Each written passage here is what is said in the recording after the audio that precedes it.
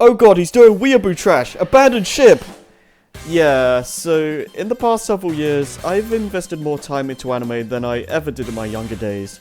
I dabbled in the Pokemons, Sonic X, and Kirby in particular, but I wasn't aware what an anime truly was until the 2010s. I watched a few of them with my brother back then and enjoyed them a lot, but then I proceeded to enter an edgy teen phase where I didn't think watching cute girl antics was cool enough. God, I wish I could punch my past self in the face for that. Now, this isn't going to be a regular top 10 list or anything like that. I tried doing that originally, but quite frankly, it was too hard to do that without just disagreeing with myself almost immediately. So what's happening instead is I'm cherry picking some of my favourite anime that I've watched in the past several years. This is in no specific order, and keep in mind that there is still a lot of anime that I haven't watched yet. If you're wondering where a show you love is, chances are I haven't watched it yet. There's also the fact that the anime choices in this video are years old and I could easily add like 10 more shows to this list, but I procrastinated making this video as it is, so I'm going to stick with what I have. Maybe I'll do a follow-up video in the future, but anyways, with that garbage out of the way, let's move on to the actual show.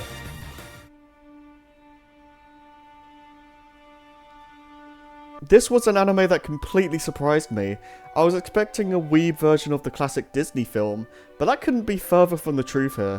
The first episode has some similarities, like Prince Raj doing that also infamous "who is the fairest one of all" speech, and someone getting poisoned by an apple. But even that is thrown on its head, as Prince Zen is the one who gets poisoned, and not the main female lead. Going past all that, this is one of the most sweet and genuine romance anime I've seen. The gradual relationship that blossoms between our main leads, Prince Zen and Shirayuki, feels very natural. There's no discussion about the constant will they, won't they questions. This is definitely the anime for you if you are tired of that trope. Not only that, but instead of being a typical damsel in distress that needs the prince to save her, she's not afraid to use her own skills as a herbalist or otherwise to get herself out of trouble. What makes her quite a compelling character is the fact that she works incredibly hard to reach her goals in becoming a court pharmacist. Prince Zen is even called out on the fact that he could have just given the job to her, and he knows that she would have hated him forever if he did that. They avoided making the character some sort of Mary Sue, and ended up making an enjoyable, hard-working character instead. The show doesn't shy away from having a decent cast of side characters either. Mitsuhide and Kiki being Zen's bodyguards essentially, and Obi who becomes a reformed assassin and mainly acts as a messenger for the prince. Quickly going over Zen, I love what they did with this character. Instead of having a prince where they have their fingers up their noses, ignoring what kind of lives the citizens have, Zen is a lot more direct and explores his kingdom to find out more about the people living there and its culture. It's a definite recommendation if you're into romance at all, and want something well characterized and heartwarming. Hey look, it's a high school anime. Get used to seeing that. My lord, this show is something else. I more or less went into the show purely because I related to the title itself, being someone who struggles a lot in making new friends, or just talking to people in general. I was not expecting to get a genuinely hilarious rom-com out of it. We have our main leads, Kodaka, Sina, Yuzora, Kodaka's younger, Chinibyo's sister Kabatu, and then there's Rika who,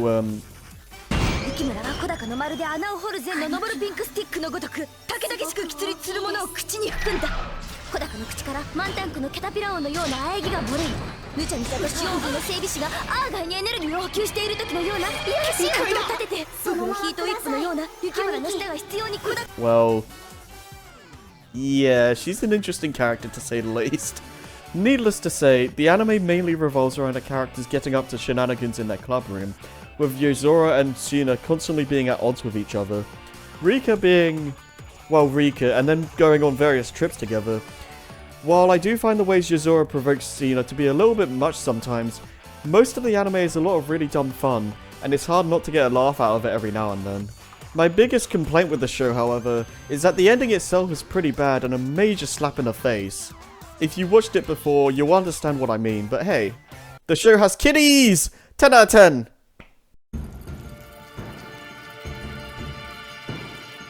You can thank one of my friends for introducing me to this one. This is the anime that hit me the hardest in terms of what friendship means and how it can affect you. I knew absolutely nothing going into it and was absolutely flabbergasted when I realised it was about a group of friends who used to hang out together, dealing with the aftermath of their childhood friend's death. No, that's not a spoiler, they established this pretty much right away. The fact that each of the main cast reacted in different ways makes the situation appear more believable, and the characters feel more like actual people. To make things easier, I'll be referring to the cast by their nicknames. Jintan, being the main character, is arguably the one who is the most affected by Memma's death. As soon as he sees a spirit in his home, he constantly ignores her, assuming that it's just him hallucinating. The only person who can see her at this current state is Jintan, however, which causes the friends of the Super Peacebusters to not know if they can trust if Jintan is telling the truth or not. Minus Popo. The show itself can be difficult and frustrating to watch sometimes, and I mean that in the best way possible. You know that Memma's actually there with them, but you know there's not a lot that can be done to prove that. Everyone's reactions, while as the watcher may make you feel frustrated at times, since you know Jintan isn't lying, are justified and make them feel more human as a result. I would go over some of the other characters and how they were affected, but I'll stop myself before I start delving into spoiler territory. If I can give this show credit for anything, it made me value and appreciate my friendships a lot more. Out with the sadness and in with the wacky slice of life junk. So, several years ago at this point, can you tell the script is old? I mentioned that I was revisiting a few anime series that I watched back in the early 2010s. Those being The Melancholy of Haruhi Suzumiya, Azumanga Daioh, and Lucky Star itself. Out of the three, I went with Lucky Star. The best thing about this show is that, well, it really isn't about anything besides whatever the girls get up to at the time. This is definitely a give and take kind of show, and not everyone will get into the sheer randomness of it all, but for me, it feels like I'm just hanging out with a group of friends and getting into all sorts of random discussions. What helps it to be more engaging is that the character designs themselves are incredibly cute and appealing, and Yutaka Kobayakawa is a precious little angel that must not be harmed. I mean, just look at her, she's so precious! Ah! They even have a short Lucky Channel segment at the end of each episode, which is entertaining in and of itself, because you can see the hosts getting more and more exhausted with hosting this little show, and becoming more and more hostile towards each other, to where it reaches its breaking point by the end of the series. It works as supplementary material to the main show, and it doesn't even need to be there. However, it's a little cherry on top that makes the show even more fun to sit through. Oh, and also, I buy sausage! God, this show is an absolute riot. So if there's something you should know about me, I tend to gravitate towards slice of life and romantic comedies in regards to anime. Baka and Test just started as another one of those shows for me to watch, and what I got was probably one of the most genuinely funny shows I've ever seen. Without going into too much detail, the show revolves around a school that, instead of just being a regular place to learn like any other old school, this one ends up making tests feel more like battlegrounds for the classes to try and one-up each other.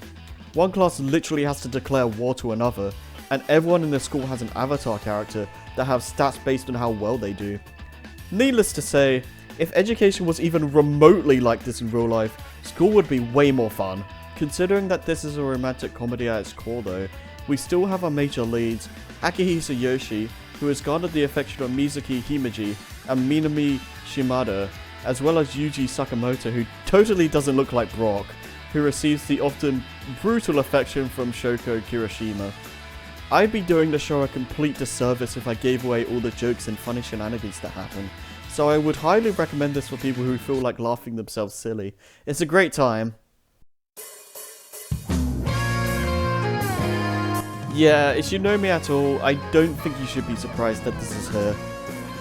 I knew basically from the start that this would be on the list, and yeah, sure, you could argue that it isn't necessarily the deepest show in the world or anything, but my enjoyment has always come from the music and the characters. I'm not sure what I was initially expecting from it, but I ended up really enjoying the characters and their dynamic with each other, to the point that by the end of the movie, I basically broke down for the next couple of days, because in terms of animation, the Muse group were basically done. Unless they end up doing some sort of crossover with the other groups at some point, not counting mobile games. Please, Sunrise. So while the story and characters are relatively simple, the way the plot progresses to show how each song comes to be is enjoyable. There are a few performances that are just there to be songs for sure, but the ones that have actual build-up and plot relevance really hit home for me. I think we all know about snow halation thanks to memes, but the actual quality of it cannot be understated. The couple episodes leading up to it make the feelings of the song really powerful, and you can just feel it with the melody and lyrics. I especially enjoy the character-specific episodes that end up bringing out more from the cast. Nico and Rin's episodes sticking out as favourites of mine in particular. Perhaps I ought to do a more in-depth video for the series in the near future.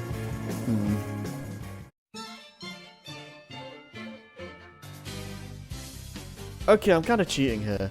Remember earlier when I said that Lucky Star was the anime that 1 out of the 3 I saw back in the 2010s? Well, thanks to rewatching Azumanga Daioh with a certain silly goose. Please don't die to the first Goomba.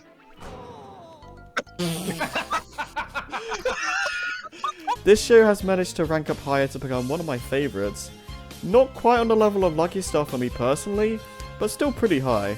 Where does one even start with this? The characters are either really adorable, hilarious, or both. Osaka's freaking great, and I always get a kick out of imitating her. And Sakaki is such a precious soul I must protect. Out of all the shows in the list, I'm probably the most satisfied with how this one ended. With all the others here, it still feels like there's more story to tell, but the way this show finishes makes me wholly satisfied and not really need a continuation. The only major negative thing I can say about the show is that since they go through all 3 years of the cast's high school lives, certain events end up getting repeated. They try to make them different enough each time, but it does start becoming noticeable by the end. Regardless, there's just something really relaxing about the antics and general feeling of this show, which makes it a blast to just sit down and chill out to for me. Oh look, another high school anime. Who would have thunk it? So like I said during Baka and Test, rom-com tends to be a genre I really enjoy, and Toradora was one that really surprised me. It starts off simple with the main characters struggling to confess to their crushes, and a lot of hilarity ensues, but it doesn't take too long for things to start getting complicated. I was not expecting to see such complex and in-depth characters with so much dimension to them. I was honestly just expecting some good laughs when I started watching this series, and what I got was so much more than that. The further you go into the show, the more and more layers you see of the characters and their relationships. I would love to go more in depth, but just in case you haven't seen it yet, I'm gonna leave it there for now and tell you to watch it. It's definitely worth seeing, and I would love to do a more detailed video on the show in the near future.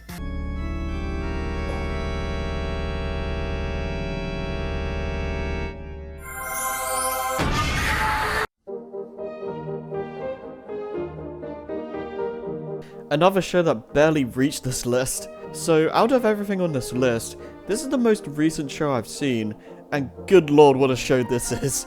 The fact that one of the first scenes has Nano about to run into somebody, and suddenly...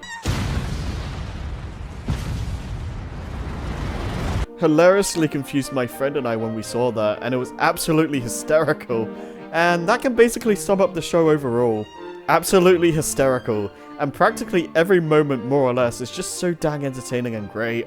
The random blimp scenes featuring this Sword Art Online looking chick completely threw me off guard, and the fact that you can never know what to expect when booting up a new episode makes it really exciting to sit through. Nichijou has given me the most fun I've had watching a show in recent memory, and like Past Me, you're doing yourself a major disservice if you haven't already watched it. I could sit here all day and talk about the various gags and whatnot, but they all deserve to be seen firsthand. Do yourself a favour and watch the show if you haven't already. You won't regret it.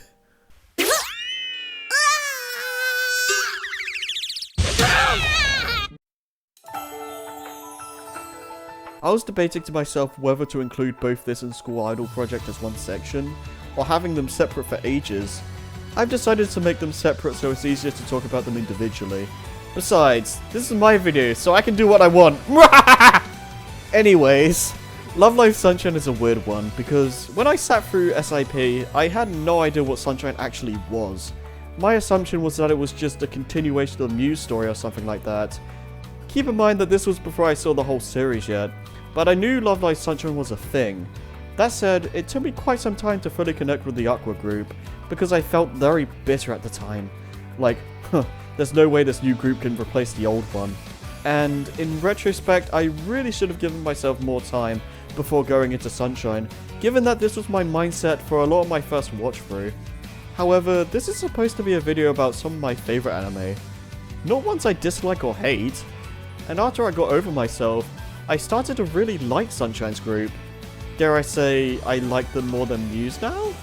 I feel like the characters here are more out there, for lack of a better word, which to me makes for a lot of funny and entertaining interactions. With Muse, I can cherry pick like 4 or so who are my favourites, but with Aqua, it's a lot more difficult since I love them all equally for different reasons. The rival group Saint Snow, I also ended up enjoying a lot more than Arise. Their music is an absolute banger, and on a first viewing it especially catches you off guard. Great stuff. And on top of all of that, pretty much everything I said about the original series applies here too. The characters and their dynamic are great, the music is spot on, if not even better than before, and the series keeps to its grounded, albeit slightly over the top nature, and it makes for an exceptionally compelling show with a lovable cast. You really can't go wrong with either of these Love Live series. They're both some of my favourites, and that's never gonna change.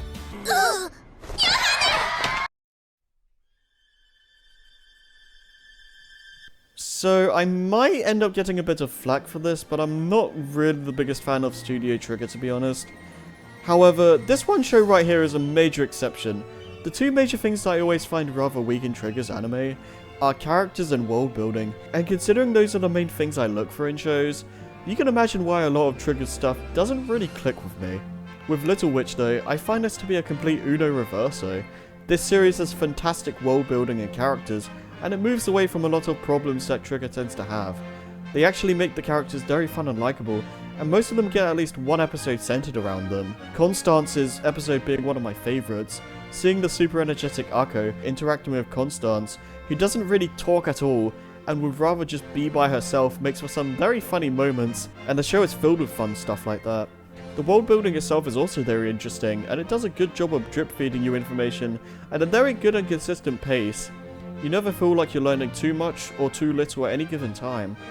And when you add on to that with the character interactions and how the general plot connects with everything, you get a very fun show that's entertaining throughout, with a ton of references to Western media even.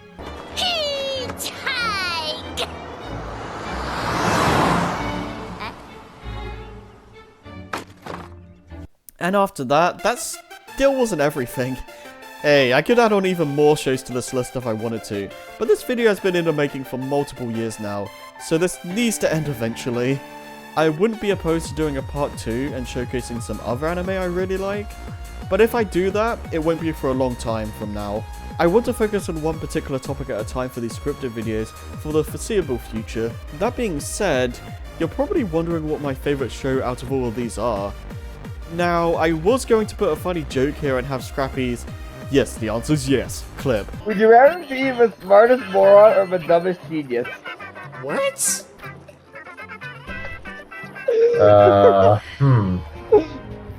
Yes, the answer is yes. But I do have an actual answer. It's Lucky Star. I've thought about it a lot over the years, and it's by and large the one show I can repeatedly watch and not get tired of. It brings me back to a time when things felt simpler in life, and as mentioned earlier, the cast feels like a group of old friends that I'm hanging out with. I love that feeling and I can't get enough of it. That being said, thank you for watching this behemoth of a project that took me way too long to put together, and I will see you in the next scripted video I decide to make. Hopefully it won't take several years again. Well, that's finally done after several years. So yeah, this is just me going off script for a little bit, just while these credits go by and all that.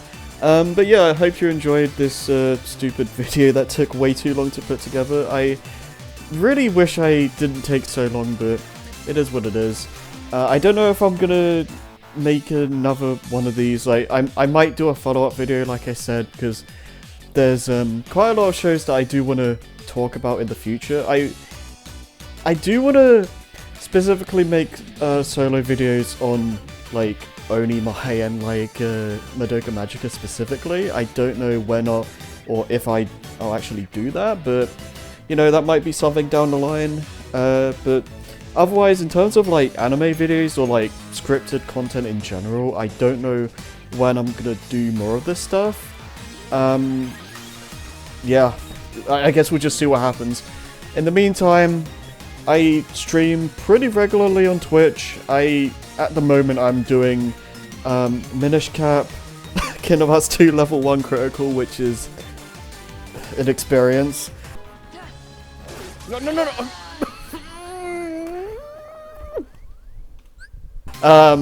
And I'm doing a Plandomizer with one of my friends. Like, I made a Plandomizer for Ocarina and Majora, and my friend's going through that, and that's been a pretty fun experience as well.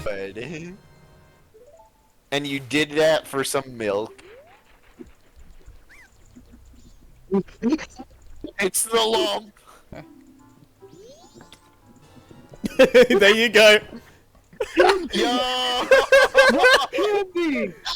I love rock candy. LP wise, Rayman Redemption and Sonic Frontiers, I believe, I still need to upload the rest of those, and like yeah. There's been a lot of stuff recorded beyond that, so I need to catch up with that stuff. Yeah, that's pretty much it. Subscribe, hit the bell, whatever frickin' YouTube stuff. I don't even know how this site works anymore.